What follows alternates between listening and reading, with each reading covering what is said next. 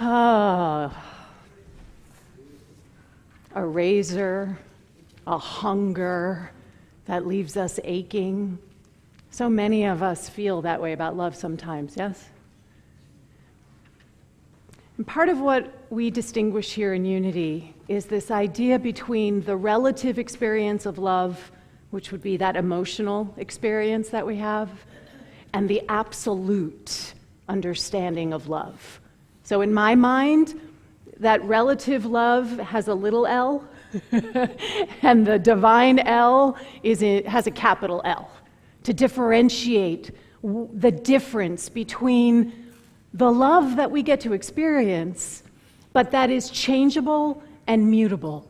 It shifts. People leave us. Things don't work out the way we expected them to work. We get hurt. We get wounded. Versus the love that is the very bedrock of all that there is. And so that's what we're going to be looking at today. How do we navigate that? Because that emotional experience of love is valid and it sure feels real, doesn't it? So how do we live into that and at the same time anchor that larger understanding? So we are in the midst of Advent. And nice Jewish girl that I am, I like to make really clear what Advent means here in Unity. So Advent here in Unity is a precious, beautiful, in-depth, concentrated, month-long experience that allows us to dive into the very nature of who we are more deeply and more powerfully. Now, more traditional denominations will celebrate Advent as leading up to the birth of Christ. And what we know and teach here in Unity is that we're actually celebrating and acknowledging and opening ourselves to the birth of Christ consciousness. We can call that Buddha consciousness. We can call that Atman consciousness. We can call it the isness that is. The name itself is known by 100,000 names. It is the space, the place of our divine understanding.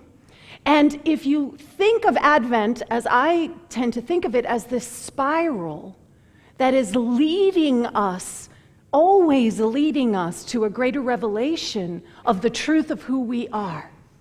And there's a process that we're invited into. So Reverend Ken has been speaking to faith. That's the first anchor. That's the foundation upon which everything rests. This understanding of who we are as faith. So it's not something that we have. It is something that we are. It is a power, it is a capacity that is expressing through us all the time. The question is, how are you using your faith? Are you using it to celebrate and see the good in your life? Or are you using it to focus on the things that aren't going so well? So the quote that sort of encapsulates faith is the assurance of things hoped for, the conviction of things not seen. It's not the hope, folks. It's the assurance, right? It's the conviction. That's what faith is. And as we begin to cultivate our faith, the power that we have to bring forth divine ideas like love, like joy, like creativity in time and space, what we begin to realize is the next step in the evolution of this process, which is we begin to understand peace is possible. Real peace is possible. Peace that is anchored not in whatever situation is going on outside of you, but that you are the peace itself, and that you are bringing that forward in time and in space. As Mahatma Gandhi says, peace is not the absence of conflict, but the ability to cope with it. It is how we navigate. It is what we activate to navigate the external world. But peace also is something that is innately ours. We don't have to go anywhere to get it. We just have to be present to it and allow it to serve us. So can you feel how these build on each other? So we're starting with faith, and because we're anchoring in faith and we're practicing that, peace becomes something that we become even more aware of. And that brings us to today, where we get to step into this next level where we are incorporating our understanding of who we are as love. So our teachings are always additive and inclusive. So as we are stepping into love, we're still anchoring faith, and we're still being present to peace, and we are adding and including this next level of capacity that we have. Next week, we get to bring in the joy. And that opens us up to the revelation of our Christ nature. So all of this is working us in a very powerful way. Because even if the more traditional denominations aren't exactly holding this in the same way, there are still billions of people on this planet focused on faith, peace, love, and joy. And we get to step into that activated field that's all around us. So, love. This space, this place where we continually, or I'll speak for me, where I continually get caught up in that personal piece of love, that personal understanding of love. My wife, the love I have for my wife, the love I have for my cats, that interaction of love versus this unconditional field. This unconditional field. So Rumi says love is the bridge between you and everything. It is the bridge between you and everything. Everyone just close your eyes for a second and just breathe into that idea that you are connected to everything right now, and love is that connective tissue. Oh, can you feel something undo as you allow yourself to know that you're not alone? That we are all one mind, one heart, one breath. You can open your eyes, look around at each other. This is what we're connected with. I know that you may think that I'm separate all the way up here, and I may look out at you and think you're over there, but you know what? There is a place, a space, where we are all present together right now. That heart space, that soul space, that love space. And that's what we want to cultivate, because it's the connective tissue that holds everything, including you, together, right? So the number one obstacle to us stepping out in that love, for my reaching out to the seeming other that's over there, to my sort of stepping out, is fear, right? Those places, those spaces within us that got wounded, that are raw, they got hurt. We don't want to get hurt again. We don't want to go through any kind of an emotional roller coaster. And so we protect ourselves. So we keep ourselves safe. The impulse itself there's nothing wrong with the impulse to keep ourselves safe. But the thing is, as we cut ourselves off from each other, we are actually cutting ourselves off from ourselves. Because everyone in here is my mirror, and I am so grateful for you. I'm so grateful for the ways that you illuminate back to me who I am and who I want to become. And if I'm in any way distancing myself from that connection, then I am fogging up the mirror. I am distorting what I'm able to see.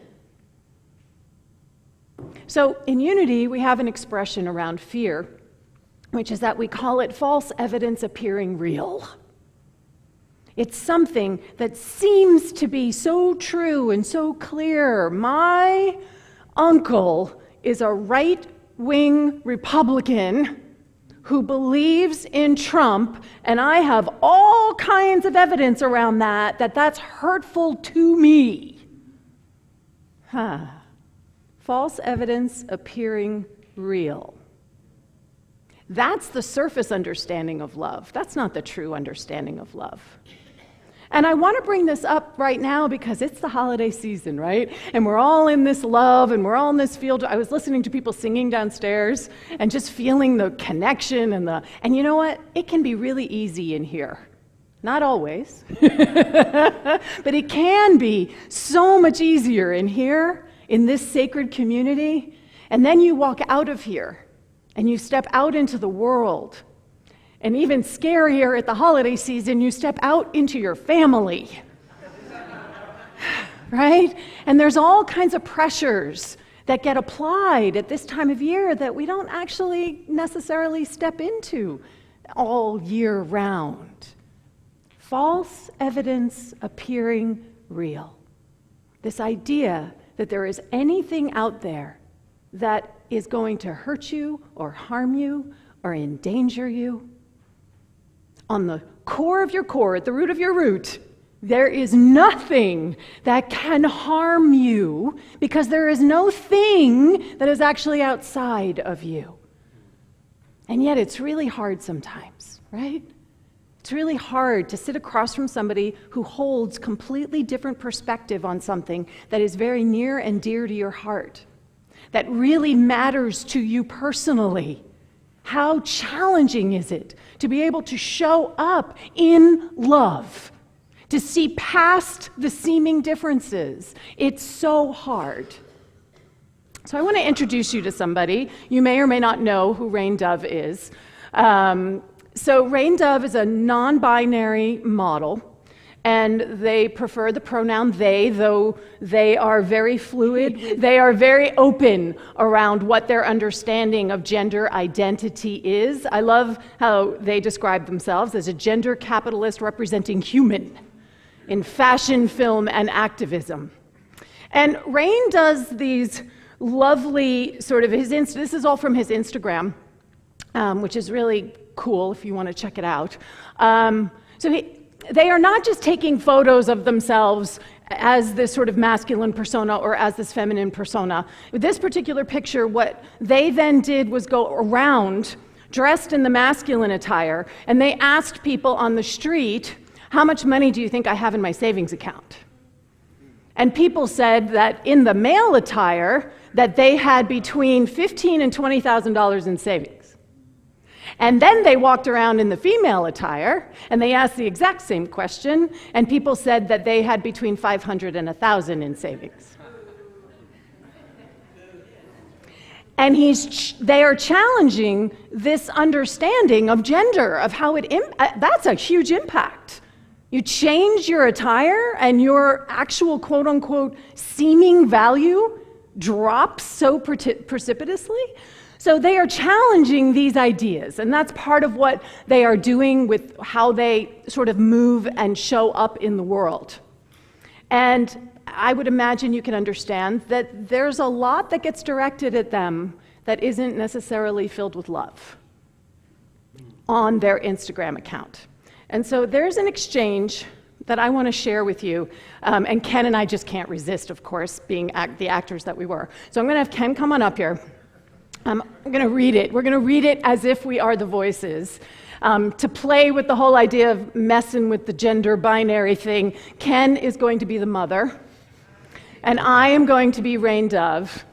And just a little bit of background for those who may not have all of the information around it. So what they're going to be discussing is around binding the breasts. That's part of what the exchange is, around the practice of, they call it binding. And it's important to know that there are health hazards around binding, right, that come into play.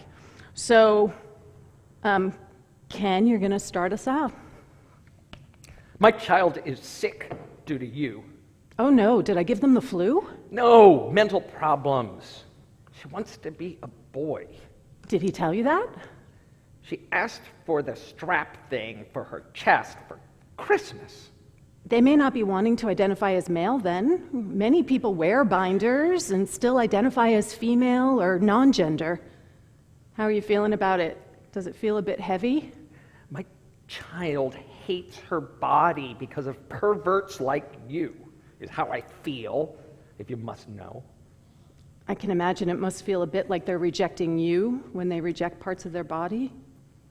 For you to be spending your time reaching out to me, it shows you must care a lot about their happiness and well-being. Duh. It's rude for you to say that I wouldn't care about my own child. Oh.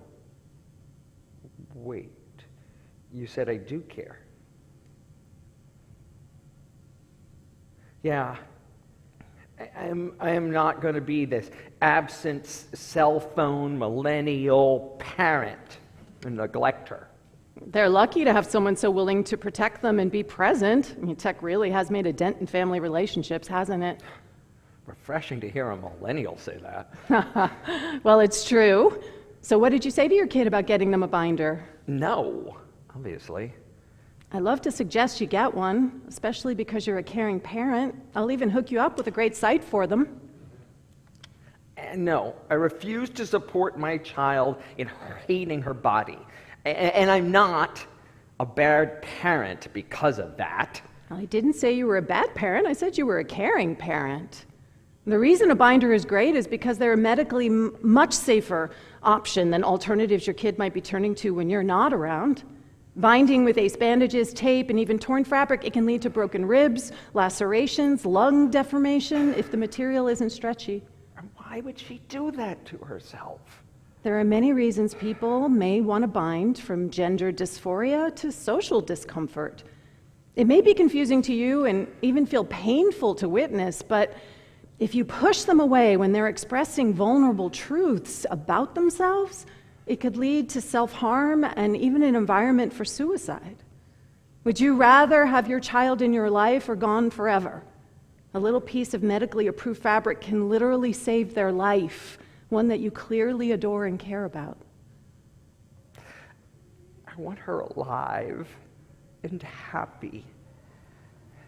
I guess I just want her to love herself. She's so beautiful. It's easier to love ourselves when we feel loved as ourselves, no matter where we are on our paths. You must have really created a space of open communication and safety for them to have asked you for a binder. That's special. You don't want to lose that. I told Sammy she could tell me anything.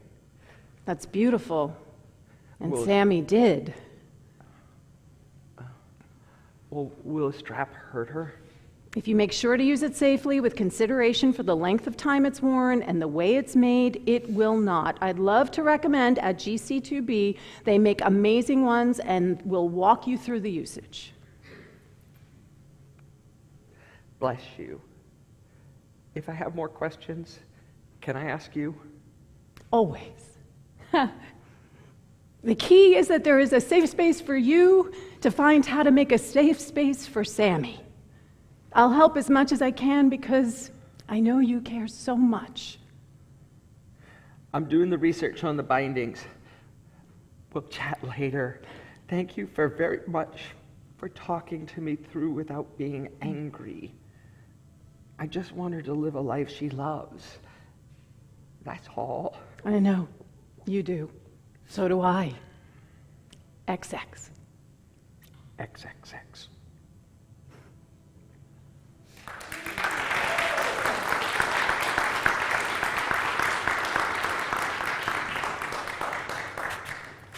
It gets easier each time I read through it to not sort of, the first time I read through it, I almost couldn't read through it. So that is love in action. That is what we're called to show up as, right? This idea that someone could start off a conversation calling them a pervert, blaming them, lashing out at them for something that's going on in their life. Does any of this sound familiar to anybody? We all do it, we all experience it, and we all do it. And yet, they were met not with more hate, not with reactivity, not with a closed heart, but they were met in a way that allowed a true transformation. I mean, the first time I read it to Chris, and she said, well, did that take place over a couple days? And I was like, no, that was just one. And if you go on their site, that's not the only one like that. Now, not all of them are like that. There are absolutely exchanges where Dove Rain is like, you have a wonderful life, and it just ends the conversation. But there are so many where it is like that, where people are touched and transformed. So how do we do this? How do we actually show up like this? Because it's so powerful to me, that exchange and what was activated in the world. We talk about this in Unity. We talk about how if I show up, I can change the world. And there it is, a living example of that, love in action. So the first thing is you need to be open. I mean, really open. The fact that Dove Rain is on Instagram and Twitter, that Dove Rain is actually engaging and interacting with people, and they are not, she is not assuming where or how the interaction is going to go. There is an openness in the interaction. And it's brave and courageous to really connect with others, especially when you don't know what's going to come at you. There's one exchange in there where a woman starts off by saying, hey, you, I'm the one that maced you in the bathroom yesterday. Yeah. I mean, there's some serious stuff coming at them. And yet by the end of it, this person is saying, oh, thank you, and I won't mace somebody again. Now, we may be like, well, what does that mean? But that's huge. If they see a trans person in the bathroom, that they're not going to have that hateful, violent response is huge, that by the end of it, that's where they got. And again, it's a really short interchange. So being willing to connect with others, to actually be present to the ideas and the concepts that feel foreign and threatening to us. And then releasing the judgment. What I love about this exchange is how all that Rain Dove comes back to again and again and again and again is, I see how much you love your daughter. I see how much you love your daughter. I see how much you love your daughter, again and again and again. Letting go of the judgment around what being called a pervert means, what the not wanting to engage in an open dialogue at first around something that their child is moving through. Releasing our judgments about what we think it means about that person. And then the last thing is that Rain does so beautifully is just celebrate light. There's a humor, there's a lightness, there's a lifting up that is happening in this exchange and in others. And I want to be clear, so I've been stalking their Instagram this week, and there are times when they show themselves being angry and frustrated and, the same way we are. It's a practice that you're being invited into. It's a practice of how we can show up as love in action if we keep walking ourselves through this, that we're open and that we reach out beyond our sense of safety, beyond our sense of oh, no, I'm not going there. How many times do we say that? I'm not going there. What happens if we go there? And can we let go of the preconceived ideas we have about who we think that other person is? And can we celebrate the light that they are and the light that we are? Because that's the other thing she does, they do, is that they don't make any apologies for who they are. They own it. There is no apology. There is only this hand reaching out saying, I see you. I see you. There is nothing more powerful than being seen. This quote I particularly love. It's easier to love ourselves when we feel loved as ourselves. So we can do that for ourselves. This is the self-practice of love. Can you love yourself? Can you stand in the truth of who you are? Can you own your quirkiness? Can you own the idiosyncratic things that make you, you? And can you stand in them without apology, but with absolute compassion and love for people who may not be able to sort of see you back again? Can you hold the love for yourself, which will enable you to show up with more love for others, and as they are shifted, can you imagine what a high that must have been for them to have had that exchange end where that exchange ended? Oh, that then supports us. It's that, we talk about this a lot, that giving is receiving. It's the same thing. That is what I'm inviting you into with the practice of love this week. Love is the bridge between you and everything. Not the emotional love, not the mutable, changeable love, not the kind of love that may leave you tomorrow, that may change its mind, not that kind of love, but the real, deep, powerful, immutable, unchangeable love, which is present in every moment, with everything. This is the invitation, to be the light in the seeming darkness, to be the light, to own that you have that power, to own that you have that capacity. This is the season where we know and claim and discover within ourselves the truth of the statement that I am the light of the world. Everybody say that with me. I am the light of the world. Really say it like you mean it, people. Right? Yeah. Isn't it easier to almost stand in it fully than to stand in it part way? You are the light of the world. And when we own that, something transformative and powerful and surprising happens. So I'm going to leave you with this one last quote. Do not be dismayed by the brokenness of the world. All things break and all things can be mended, not with time, as they say, but with intention. So go, love intentionally, extravagantly, unconditionally. The broken world waits in darkness for the light that is in you.